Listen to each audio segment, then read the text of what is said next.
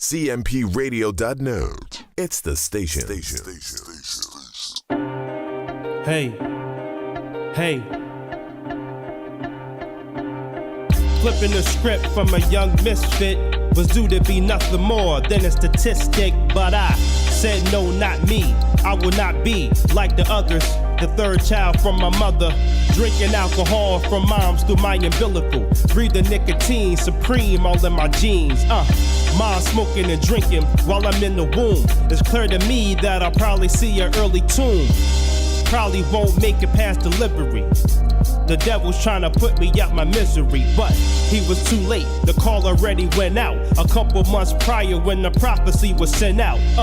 Mom sitting in the church pew chilling. Preacher called her up to the front, first she was unwilling. Then she got up and walked up slowly. Then he said, listen, I know that you don't know me, but I got a word from you straight from the man above. Just imagine all the things that she was thinking of. Hey, what's going on, everybody? What's up, beautiful people? Welcome to Holds the Whole podcast. I'm your host, Born Leader. What's going on with y'all? Holds the Whole, a podcast for the soul. Many people is starving out there for more, starving for truth, starving for guidance, starving for direction, yearning for more.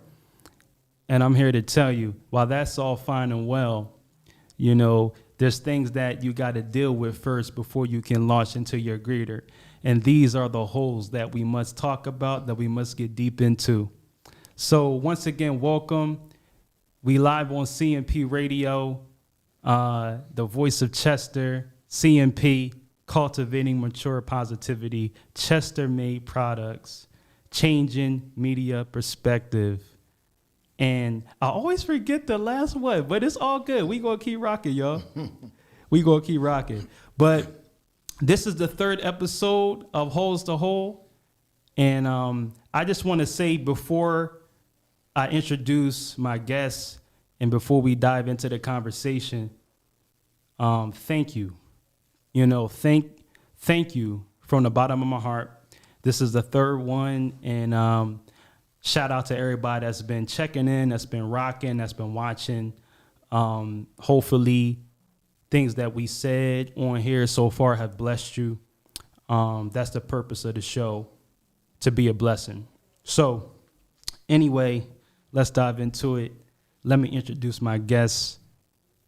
This is the third one, like I said, y'all. So we still working out some kinks. But thank y'all for being a part of the process, being a part of the journey. Shout out my first two guests, Duke Toller, Chucky Stacks.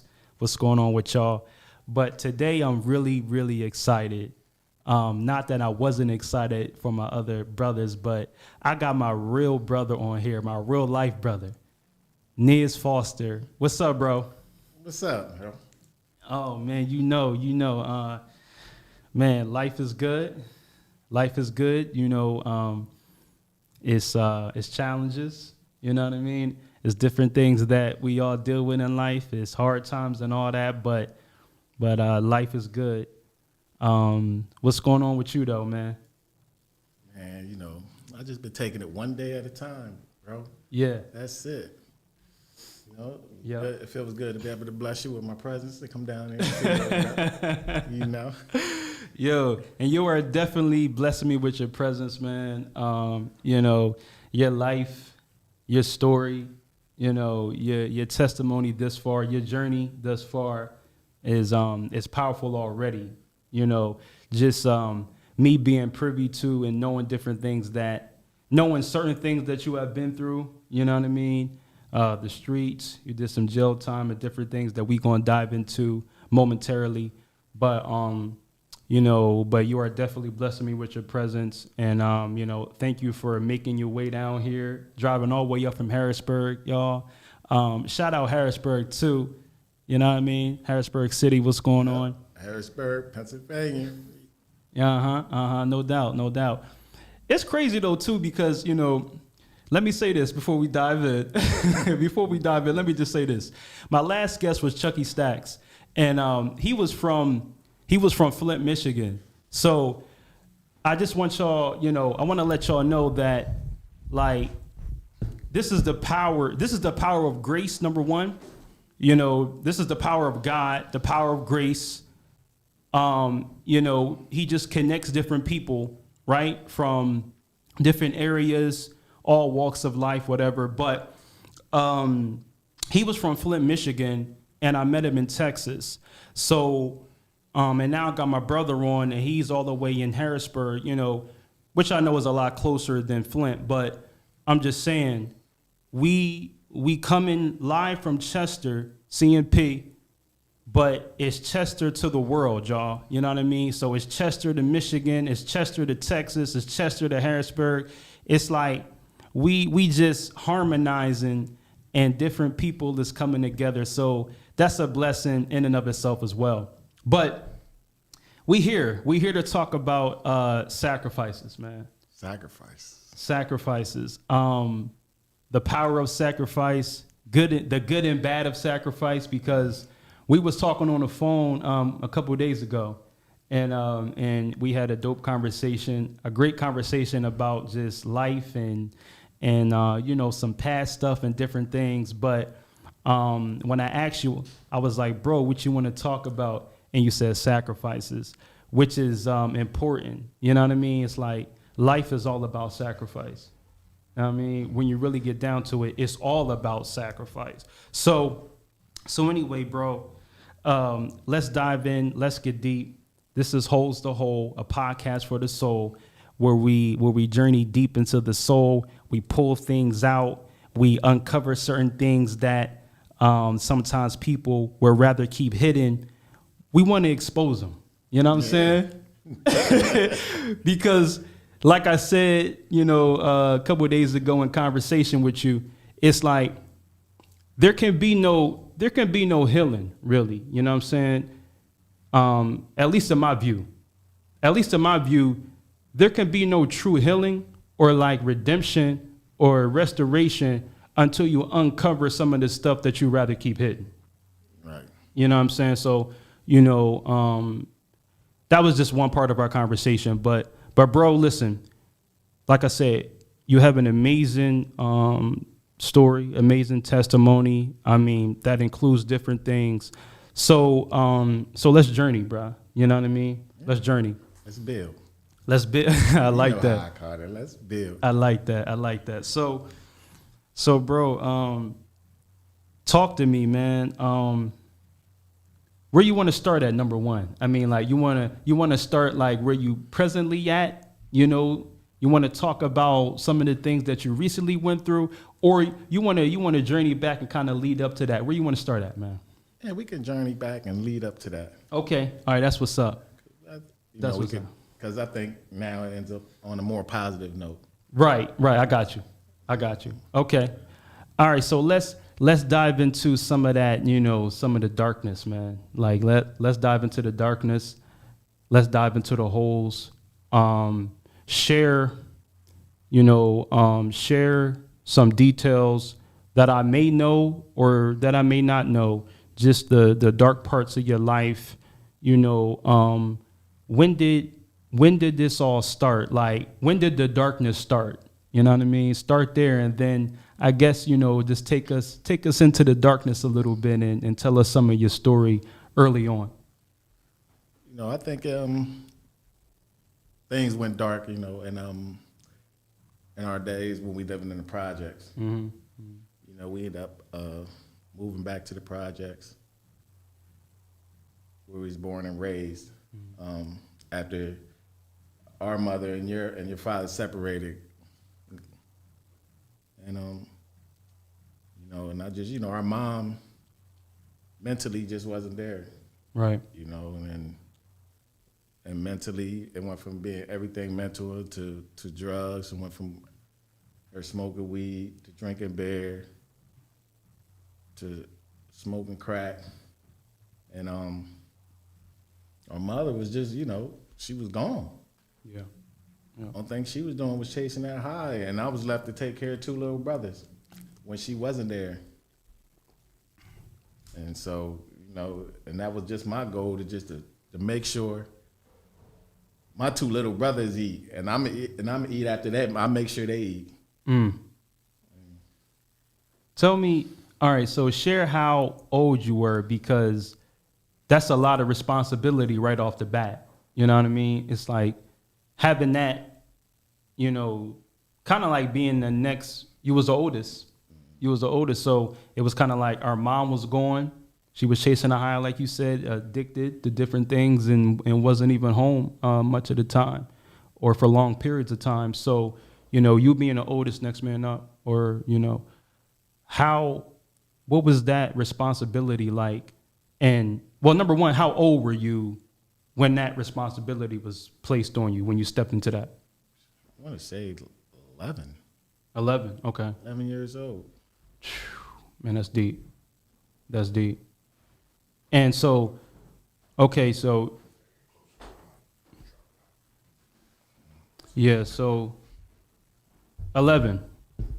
So 11 years old, it's me, was you, Booby, me, and mom, and she's gone.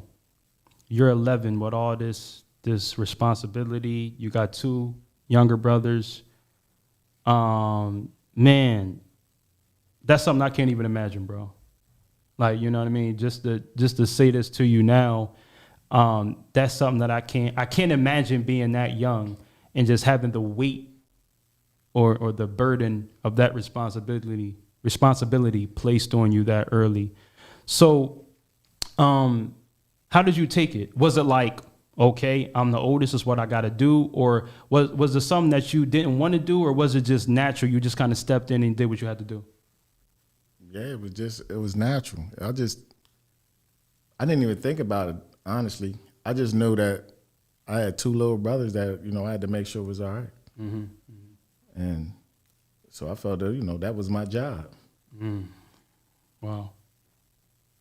That's major. Yeah, that's just how I felt, you know. When I think about it now, I'd be like, wow, that was a lot of weight. But at that time, I didn't think about that. I didn't think about the weight. Mm. I just think, you know, make sure, like, me and my little brothers, I got to make sure we all right. You know, sometimes mom come back, she be there for about a month or 2. And then next thing you know, she's gone for weeks. Oh yeah. So. And I was young. I was the youngest at the time. I'm not the youngest brother, but I was the youngest at the time. Shout out our little brother too, Jonathan. What's up, John? Hey, baby bro, John. What's the deal? But I was the youngest at that time, and so one of the memories that I have, you know, just to piggyback on what you said about, you know, mom leaving out for long stretches and different things. I mean, I can't remember everything necessarily, but I do remember one time where she must have been gone for a while, and she came home, and I remember, I think I had to be like 3 or 4, like maybe like 3 or 4, but she was laying on the couch and, you know, and I guess kind of like passed out a little bit there, but like passed out too. And she kept saying she was hungry. You know what I mean? You know, she was like, I'm hungry. Somebody should be something to eat or whatever. And I'm like 3 or 4. And I can remember going in the kitchen and frying some bacon up. You know what I'm saying? Mm. Like 3 or 4. I fried some bacon up and made like a little salad or something and put like the bacon in the salad and gave it to her. And you would have thought I made like a feast, because she tore that salad and bacon up like it was like a prime rib or something. You know what I'm saying? But you know, that was just one of my memories of just, you know, she must have been gone, I think, for a while, came in, was hungry, and then you know, fried some bacon for mom. You know what I mean? Yeah, that's how she used to get when she come off, you know, off one of her binges. Yeah. You know? Yeah. So, man, all right, so you're 11, you know, all this responsibility. Didn't think about it, though. You just was like, hey, I got to make sure my 2 little brothers eat. What do you think that led to? You know, because I know some of your story, obviously. You know what I mean? So I kind of want you to take it from there and kind of go into, what do you think, you being young and having two brothers to take care of, do you think that's what led you, that's what led you into the streets? Was that like your driving influence into, hey, listen, man, I got to get some money for my family? Was it that, or just was it the allure of just something else? No, it was that. Okay. And it started off, because we was in a project, so our mom got food stamps and that, but she used to sell those food stamps. Mm-hmm. So we had to eat. So even though I'm making runs at this time, I don't know, the old heads in the projects, you run this there, run it there. I don't know what I was running.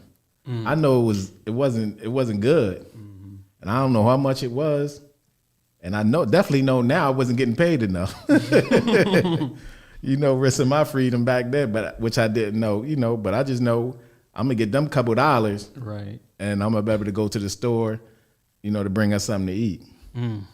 And so that's just how it started, just doing them runs, doing that, even if it's just going to the store for them. Yeah. I know they're gonna give me some money for going to the store for them too. Yeah. Wow. So I used to take them couple dollars to go to the store for them, gathers up some goodies, and and bring that back home. Powerful, man. Wow. So you did what you had to do, basically. Yeah. You know what I mean? You did what you had to do. So something I want to say real quick though too, and this is just another memory of just that time frame. I can remember one time where I think mom had bought you some clothes for school, like some brand new clothes for school, and somebody stole them or something. Yeah. Right? Yeah. You remember that? Yeah. Somebody, it's my memory is not really all that great like that. So for me to remember certain stuff is very important, y'all. Just by the way, just letting y'all know. But I remember when you got your clothes stolen, and we went around to different apartments, looking for either the people or looking for the clothes. We was and you was hot, you was bad. That was crazy. And the funny thing is, our little sister Irisha, it was her father, even though she wasn't born at the time. She wasn't. Oh, he was the one that did it? Yeah, he was the one that did it. Oh, yeah, wow. And he was messing with her mother at the time. And he's the one that I was looking. I went in. Yo, you was looking for him. You was on his heels, man. And you wasn't even. You was like 15 or 16, maybe 16, or something like that. I was younger than that. Oh, you was younger than that. Yeah, I was like 13, 14. Yo, the way you was walking, for me being young and looking at you walk in front of me, you was like, don't let me catch this guy, because if I catch him, it's a wrap. That's how you. I don't know what I would have did if I'd have seen him, but I know he was a grown man. Right. But I was going to do something. You know what I mean? So I was just looking for him I just got these clothes. Crazy, bro. Just got some new clothes. Yeah, that's crazy that you remember that. But that's who it was who did it. Mm-hmm. And he ended up later on getting my mom pregnant, and that's how we got baby sister Irish. What's up, baby sis? Yep, shout out to baby sis. Yeah, shout out to baby sis. Man, so all right, let's continue the journey, man. So you got all this responsibility placed on you, and so what happened next? Now, I know some stuff, like I said, but you're sharing it with the people. So what happened next that led to even further division or further darkness for you? Basically trying to keep us together. Our mother, I want to say 2 or 3 times kept saying she was going to call the children youth and just give us away. And I just did everything in my power. Like, no, Mom, I got this. I'm gonna take care of it. I didn't want us to split up. Nah, and I got this. Go ahead, you do you, and I'll make sure my brothers is all right. And then she got to a point where she said, "Is enough is enough." And she called them people, and they came and got us. Children youth came and got me and Booby, and All right. and lucky you was just blessing up. Your father came and got you. All right. Now that was something I didn't know, and I didn't know that. So she was the one that called him. Yeah. Like she called them.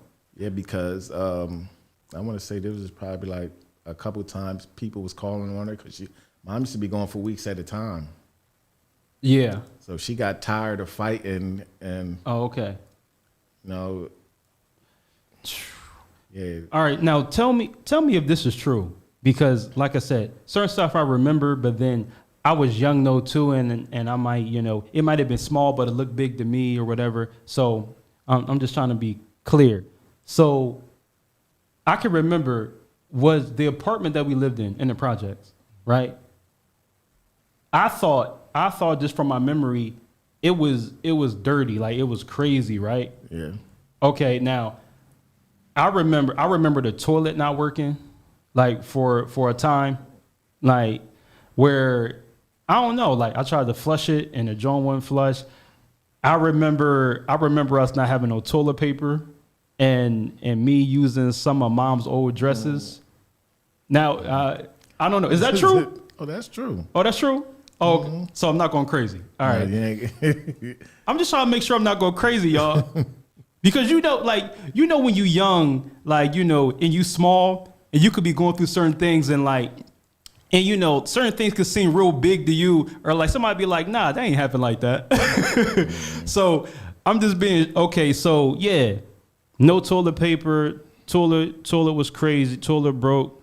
I mean, like, yeah, mom was out, mom wasn't there a lot, and we really had to, well, you looked out for me, you know what I'm saying, and Booby. But I'm saying, in a sense, we kind of had to fend for ourselves, basically. Yeah.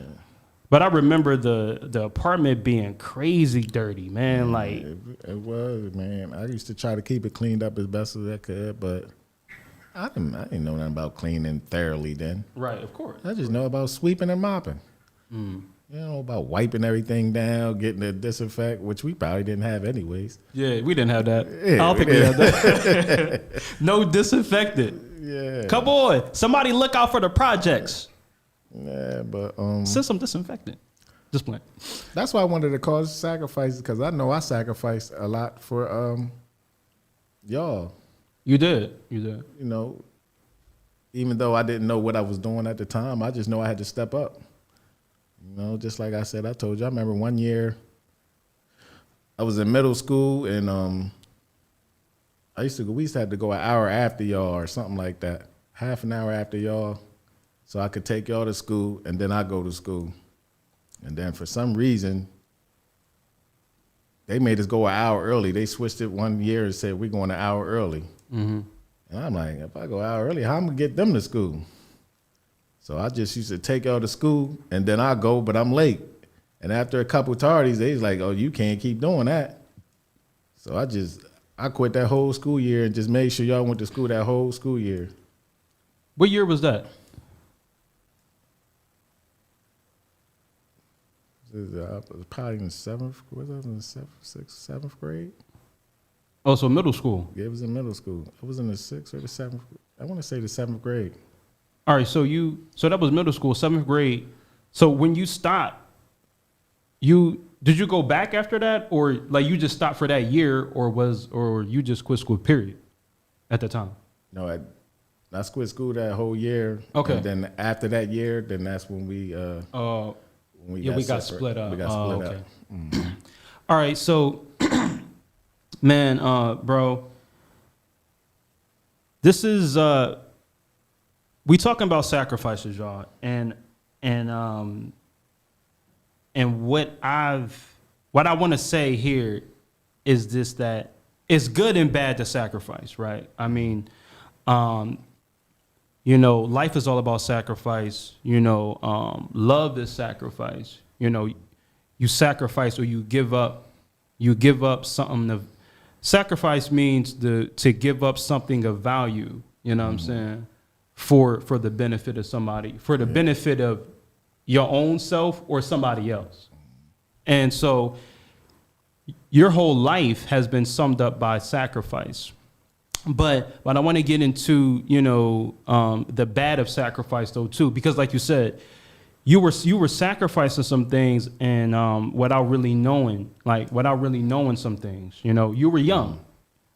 You were young when you had a lot of responsibility and just whatever placed on you. So when that happened, you felt like you had to sacrifice and do certain things. But the choices and those sacrifices you made kind of, you know, led to some deeper issues, right? So that's like the bad of sacrifice that I want to continue to dive into. So we got separated, right? We got separated, and then, like you said, my dad came and got me, and then I went to go live with my grandmom, my dad's mom. Mm-hmm. Okay, and then y'all went to a foster home. Yeah. Okay. Now let me just say that was major. That was major for me. You know what I'm saying? Like that was major for me. I was young at the time. I think like 4, maybe 3, 4 or something like that. Maybe 5, maybe something like that. Yeah. So I didn't really know all the different kind of like things that came with that. Like meaning from the outside looking in, it's like, okay, Ben went to go stay with family, you know, and then we got shipped over here. So it's like on one hand you could say like I got the better end of the deal, quote unquote. Yeah. You know what I'm saying? Which I guess you would still say that. You know what I'm saying? Definitely did. I guess you would still say that, but which I'm still happy for today. To this day, that I'm glad you got that. No, that's major. Mm-hmm. That's major. But I will say that, you know, looking back on it, that hurt me to be separated from my brothers though. You know what I'm saying? Because we were like all we had. Mom wasn't there. You know what I'm saying? Mom and my dad were together around that time, but then they separated, got a divorce or separated or whatever. Mm-hmm. So, you know, so dad wasn't in the picture. So it was us and mom, and then but mom was gone. So it was us. You know what I mean? And so when that split happened, that probably, no doubt affected me in a lot of different ways. Some that I'm probably not even aware of, or maybe was aware of at that time, but I know it did, just thinking about us being so tight and us being together and so tight, and then that separation. So talk about the separation though. Y'all went to a foster home.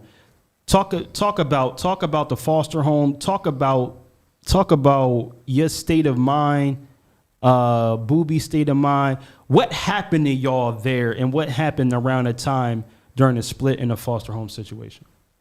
In the foster home, first of all, I want to say rest in peace to Vivian Milbury. That was our foster mother. You know, respect.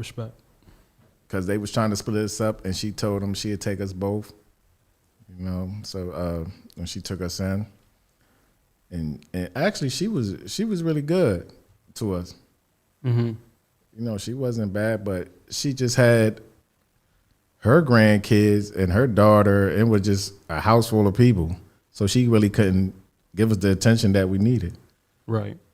And so our brother Booby, he didn't stay there that long. He might have lasted a year or 2. Mm-hmm. And he got up out of there. He ran away, and I actually stuck it out. Oh, you stuck it out? Yeah, I stuck it out because that's the only place I had to go. Okay. Okay. I was like, well, if I run, where I'm gonna run to, Right. Right. you know? So I didn't have nowhere to run to, so I ain't had no choice but to stick it out. So I would stay there, but you know, I'd be going down to the projects, you know, and then once they started, you know, in the foster home, she said, "Oh, we don't get that much money for y'all," and she was like, "Karen, this is what they give y'all a month," and was giving me $80. So I'm like, you know, if I get a pair of sneakers, or it's over. Right. Right. So I'm like, what I'm gonna do with this? So now, you know, I'm in high school now, so I'm like, I do it. So I go back to where I grew up and knew, and went back. Right. You know, I go down. The crazy thing, this is what I used to do, man. This is crazy now that I think about it. I had a bike. I ride my bike from Stilton all the way down to Harrisburg, and the projects where I'm from, where I grew up at. And even though it's only maybe a 10 to 15 minute drive on the bike, you know, it's a little bit Yeah. No doubt. No doubt. it's a little bit longer. I used to do that every day. Get out of school, get on my bike, go down there, stay down there till about 12 o'clock in the morning, come back, ride the bike 12 o'clock in the morning, late at night, and get back, go to sleep, just enough time to get up for school. Man. It's just so I'd be able to provide for myself, because she was just like, she made sure we ate, though. Right. Made sure I ate, you know, so. Yeah. But she couldn't give us no attention. She got all her grandkids there. She had about, I want to say, 4 or 5 grandkids there, which was her daughter's kids, and then she had 2 other foster kids there besides me and Booby at the time. Wow. And she couldn't give us the attention we needed. Well, so let me ask you this. Now, this is it's no disrespect to her, you know, and she passed away, right? Mm-hmm. You know, so definitely no ill intentions or disrespect. But I want to ask you, do you think she took y'all in because, you know, why do you think she took y'all in? Like, do you think she took y'all in because she really cared or wanted y'all? Or was it just like, okay, let me just take him in just so I can get a check? I'm pretty sure that's what she took us in. Okay. for. Okay. You know, to get that check. You know, but you know, she grew to you know, to love us. Her heart. She had a big heart. Right. Got you. You know. Cool. Wow. So you in high school at this time. I'm in high school at this. Only getting $80, you know what I mean? You like this ain't gonna do nothing for me. What I'm gonna do with this, right? Mm-hmm. So what happened at this point? Like, you know what I mean? Was it just the fact that, you know, there wasn't enough love to go around or attention to go around at home because a lot of people was in the house and different things, and then wasn't a lot of money either. So what happened next at this point? You know, and that's when I started getting knee deep into the streets. Mm-hmm. And I actually caught my first charge in Stilton, my first drug charge in Stilton. Yeah. Caught a cell in there. Mm-hmm. Got set up, caught a cell. That was at 17. I was still a juvenile at that time, and I thought they was gonna cut me a break, give me placement time. Yeah. And they didn't. They certified me. What does that mean? I'm not sure what that means. They just charged me as an adult. Oh my goodness. Yeah, so it was like, 17 and just charged me as an adult. So Okay. Man, so how long did you do then? Like, so I ended up I went up to kind of what I do. I got a 2 to 5. 2 to 5 at that point. Okay. My first charge, yeah. So first charge at 17, you in the streets, you moving, and caught your first charge. So so you got a 2 to 5, but how long did you do? You did 2? Or No, I didn't. I was I ended up got lucky and got a chance to go to boot camp. Oh, okay, all right. So I ended up only doing, when I got in there, probably about 9-10 months. Mm-hmm. And I got to do the rest on parole. Oh, okay. Man, something I want to point out real quick, before he keeps kind of unfolding the journey here. Something I want to point out is, the thing, when you have different drama and trauma in your life at a young age, you're overcome and you're overwhelmed by the effects of that, right? And where I'm going with this is, you're 17 now, you caught your charge, and you in the streets, but that has a direct link or a direct relation to to what happened years before.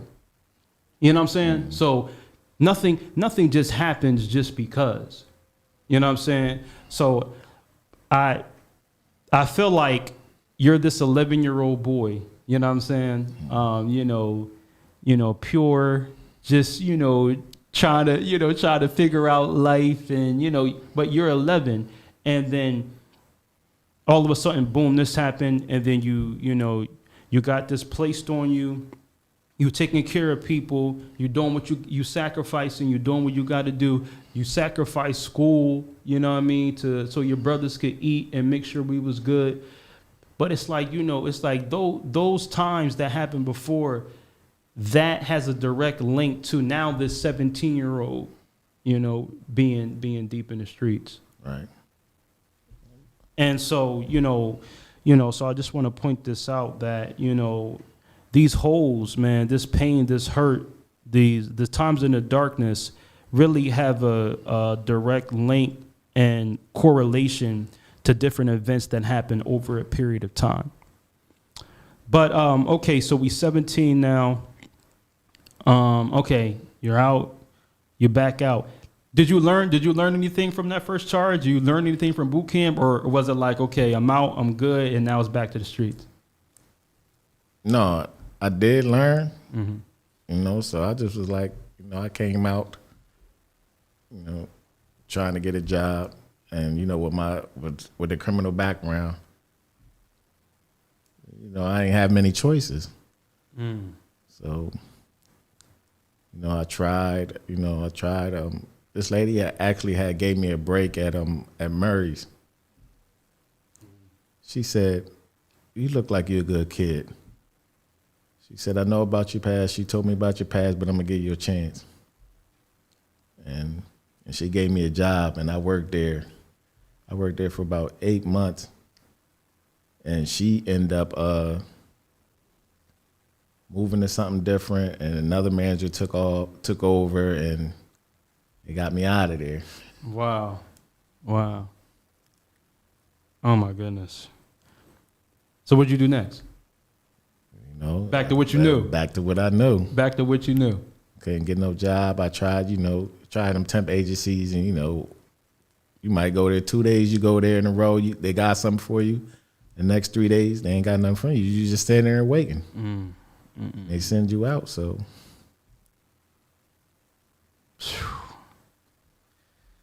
I mean, it sounds like to me that there wasn't a lot of opportunities.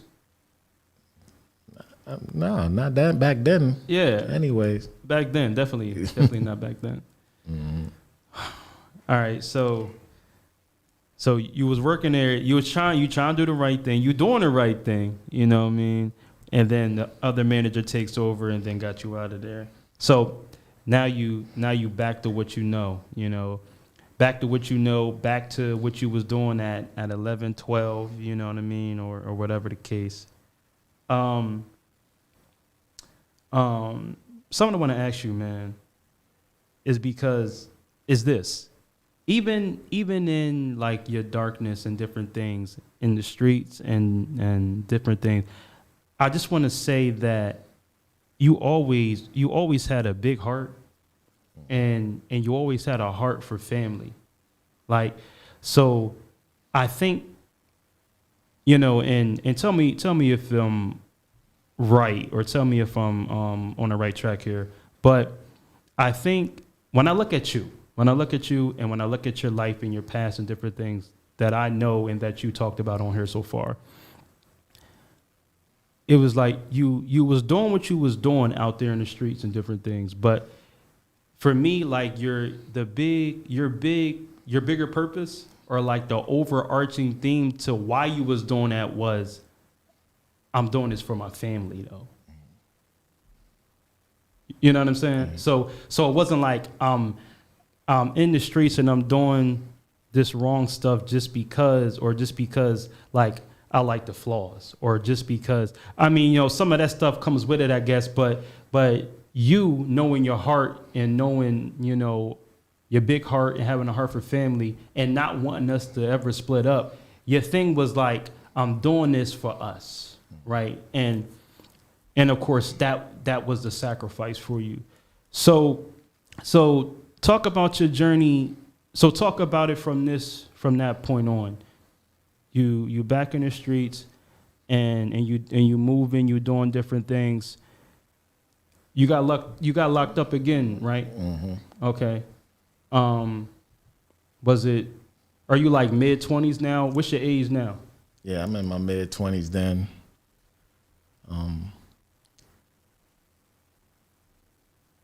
So I might have did 2 bids in that span, in my mid-20s. Mm-hmm. And once I got back out, you know, I think, you know, you always say enough is enough. People always say that. Yeah, I be like, man, I said, man, I'm done. And then, you know, once you get out there and you're trying to do right, and there's nothing's coming your way. Yeah. Nothing coming your way. And then once I got my family, and I always thought, because of what we went through as kids, I said, once I ever get a family, we're not gonna struggle like that. Right. So that was just always going my goal. Like, whatever, man, we're not gonna live like that.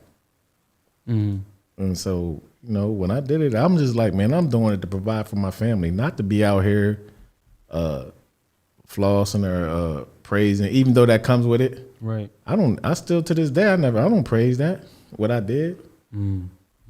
And you can ask anybody that know me. I don't praise that. I don't glorify that. I had fun, you know, but I never let that control me. Money go to my head. I always, whatever I could give, I always gave. You were always a giver, bro. You was always, I mean, you would give. You was always a giver. That I know is true about you. Yeah. So, and that's how I did, man. And then, even, you know, I ended up getting locked back up again, in and out. You know, just caught up in the streets, because that's all I knew. Man, something that just came to my head that I want to ask you. I think you know, I keep going back to that 11-year-old. Mm-hmm. You know what I'm saying? Because that was I believe that was the driving force. So that responsibility being placed on you, it seemed like that stayed with you throughout your life. Like you always thought that it was on you. You know what I'm saying? Like it's up to me. I'm the oldest. I'm the one that wants to see everybody together, or try to get everybody back together. So it's like, it's up to me. But I want to ask you, do you think you gave too much? Like, meaning you gave yourself too much for other people. Do you think that you sacrificed yourself too much for other people? No, because then that means regretting anything I went through. I don't regret nothing I went through. Right. Do you think I would? Do I wish I hadn't? Yeah, but I don't regret it. Mm-hmm. So when I gave up, maybe I didn't get the same blessings back from everybody, but I'm not mad at them either. Right. So I just felt I don't regret nothing what I did, man. I gave my all. That's something that we talked on the phone the other day, y'all, and that was something that I just want to applaud you on. You know what I mean? That was something that stood out in the conversation. And I just want to say, it's like, when we talk about sacrifice, you know, sometimes our choices can lead to different things, good or bad. You know what I mean? So when you make the decision to sacrifice or to go ahead and give your all, you know, that could lead to jail time.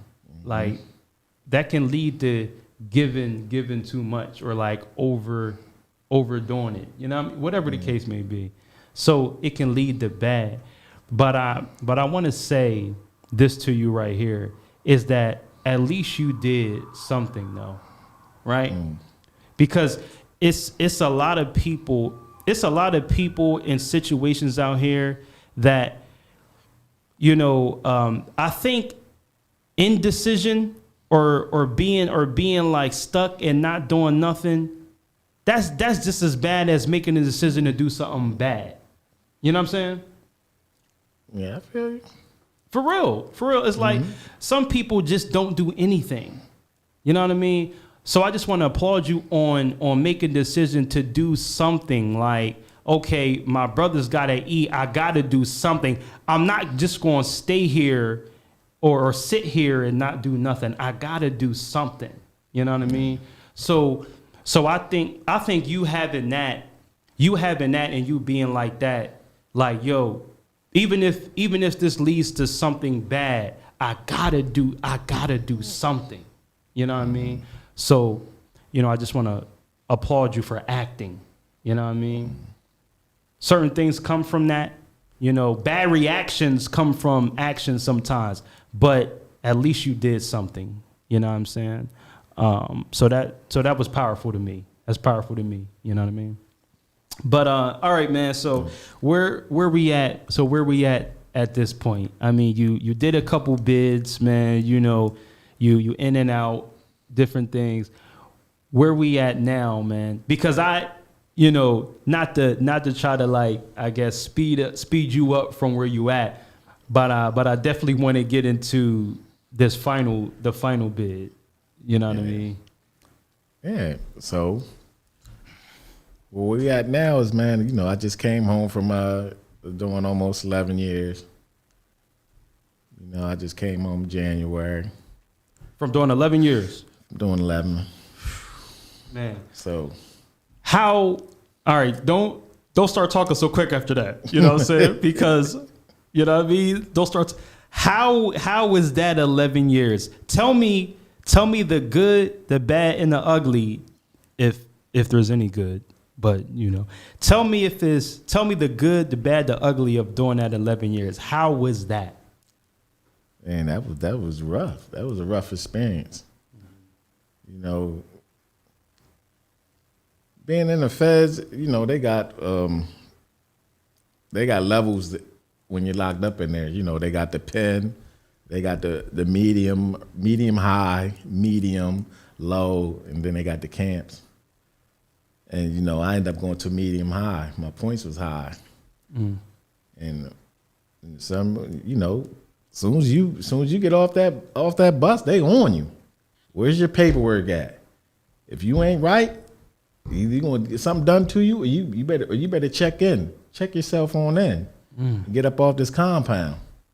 What? Yeah. Some people slide through, but nah, they be on you.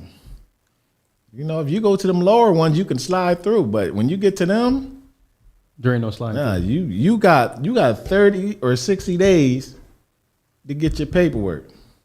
If you don't get that paperwork, something gonna get done to you, or you better check on them right now. Oh my goodness. You know, so it was just, you know, it was rough in there. I'm sure. Yeah, the stuff you see going down every day, you like, am I going to make it home? That's what I was more worried. I wasn't even worried about the time. Yeah. You start seeing people getting stabbed in the neck, stabbed in the head, busted in the head with locks and socks. You like, Oh, I don't even think I deserve to be. Y'all got me in the wrong spot. You got me in the wrong spot. Yeah. Like, listen, I was in the streets. I never killed nobody though. Come on now, you know what I mean? Yeah, so you know, and after going through that experience, and that's when that time just made me realize like them bad sacrifices that I made, it don't add up at the end of the day because all that time I did, I can't never get back. Right. And so now it just finally hit home, and I mean, Right. like man, you got to give it up. Man. So you don't get the time back. Now, You know don't what I get the mean? time back. Don't get the time back. Man, so you're out, you just, not too long, 11 years. You're home now. What's your state of mind right now? Like, tell me some of the positive things that are going on with you now though. Oh man, right now, man, I can say I'm blessed. I'm just blessed to be able to have a wife that's just been holding me down, so I didn't have to come on and rush into anything. Shout out to Big Sis real quick. Shout out Big Sis. Thank you for holding my brother down. 11 years strong. You're amazing. I appreciate you. Yes, man, definitely. Shout out to my family, man. I got a beautiful, loving family. They all held me down, man, through that, man, and definitely appreciate that. And when I came home, and I was just blessed enough to just not have to jump into anything. She said, "Babe, look, take your time. I've been holding it down this long. I'm gonna hold it down. Go ahead and get yourself together." That's major. That's major. Yeah. So now I'm Gary. Take my CDL. I got 4 books done that I'm Gary to start bringing out. I'm bring one out. I'm trying to bring my first one out in January, called Promises Kept. That's amazing, by the way. Yeah, so I got 4 urban novels.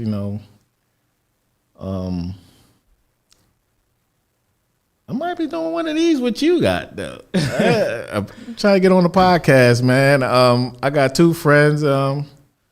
Shout out to my man Mark Motivation and Sigiana. They wanted to started doing a podcast, man. I don't, Okay. we don't have a name for it yet, Right. but we just want to do things, talk about, positive things, come up with the subjects, and and try to support, our city. Absolutely. Like you supporting your city right here, just like No doubt. they supporting their city here. You know what I mean? That's all we trying to do, start something. And also got a clothing line I'm starting that's coming out called Forever Faceless. Forever Faceless? Yeah. I like that. When's that coming out? I'm trying to bring that on in January as well. Oh, so you got major plans for 2022. That's what I'm hearing. Yeah, that's supposed to be it's gonna be my year. That's gonna be my year, man. 2022 is my brother's year. You heard it here first. He disclosed it on Holds the Hole CMP Radio. So, Definitely is. Yeah. Besides the family, it's the first time anybody else outside the family gonna know that. Right. Hear about Forever Faceless, a clothing line, urban casual line coming out. Okay. And Forever Faceless Publishing. Let me just say this real quick. This is really the essence of Holds to Hole.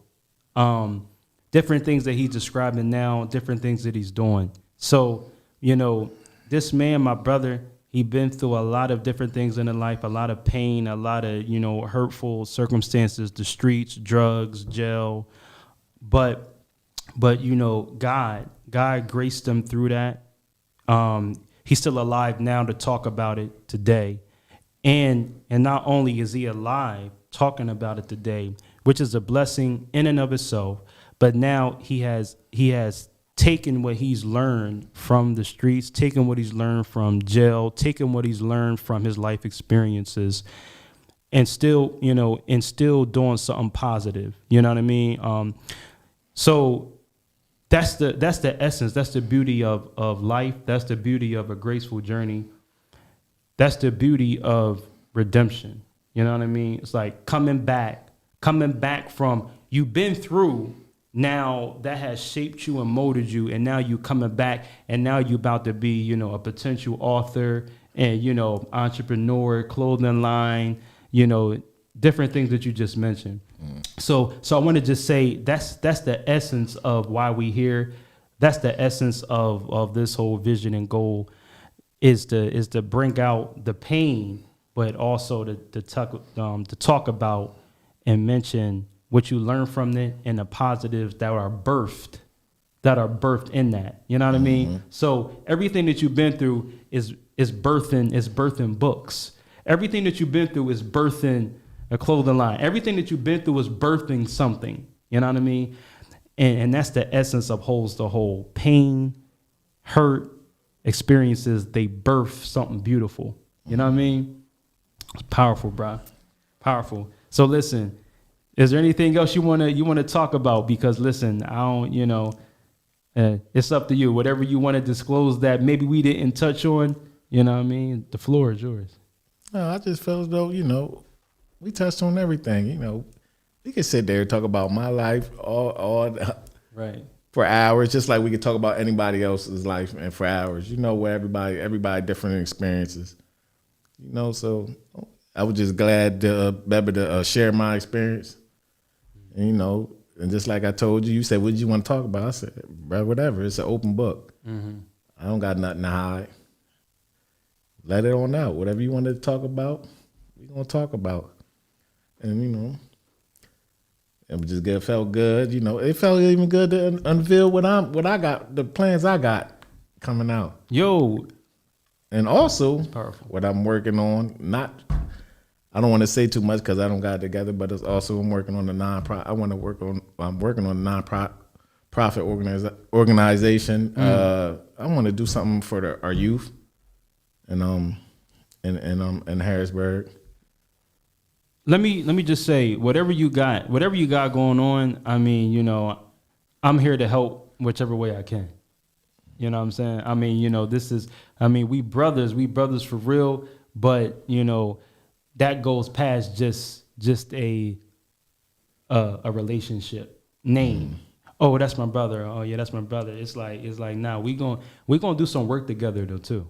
You know what I'm saying? So like, however way I can support, you know, what you got going on, the nonprofit, whatever. Let me know. Oh yeah, I definitely will. Yeah, and that's why I came when you asked me to come here. That's why I said I feel blessed because I could be able to come support you. Yeah, this is why I feel how I'm supporting you, coming on here, sharing my story, and get to talk to you. You still sacrificing though too. Hey. You know what I mean? See now you making sacrifices that lead to good though. You know what I'm saying? Because I made a lot of bad sacrifices. You made bad. You made bad, but now it taught you. It taught you to make sacrifices that lead to good. You know what I mean? And that's really what it's all about, y'all. Man, so listen, bro, I'm proud of you. I love you. You know what I mean? I love you too, man. For real.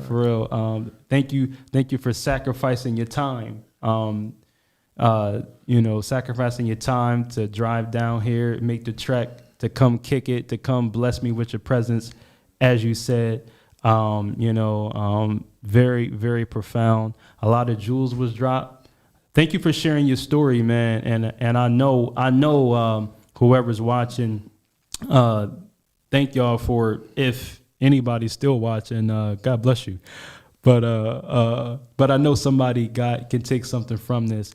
And that's really what it's all about. We want to share different things that can add value to other people. They can take some from it and learn from it, and then, you know, find their way. You know what I'm saying? Hey. But that's powerful, man. That's powerful. So, anything else? You sure? Oh, it just feels good to be. I told you it feels good to build with you. We build it. Yeah. Shout out to CMP Radio too. Appreciate y'all. You know, and shout out to what you got going on too. You deserve your shout outs too. Man, Man, listen, I'm just like I said to you on the phone, bruh, I'm really walking a path that was destined for me. You know what I mean? Like what the Lord has set for me and what he has, the path has already been laid out. You know what I'm saying? The way I see it, I'm living my truth. Bro, I was lost. Like me even being here, I mean, you know some of my background and different things, man. Like this wasn't me before. But I want to say that, it wasn't me, but it was me. You know what I'm saying? Like what you see now with this and other things that I'm gonna be doing in the future, that's the real me. Yeah, you know what I'm always saying? in you. Exactly. That's what I'm saying. Yeah. That's what I'm saying. So like that kind of, that shy, the, lost, the confused, the this and that. I mean, that was a part of my life, but I found out that wasn't the real me. That was a false version of me. Like, you know what I'm saying? The real me is living free, living purposely, and and doing the things that have been laid out for me to do. And I'm glad that you're here to be a part of it, a part of that, to witness that, to see that. And I'm glad being here to witness you and you walking out the path that God has for you. It's major, y'all. So thank y'all for listening. Thank y'all for tuning in. Thank y'all for listening. This is Holds the Whole. Holds the Whole. I'm your host, Born Leader. Until next time, sacrifices, grace and peace.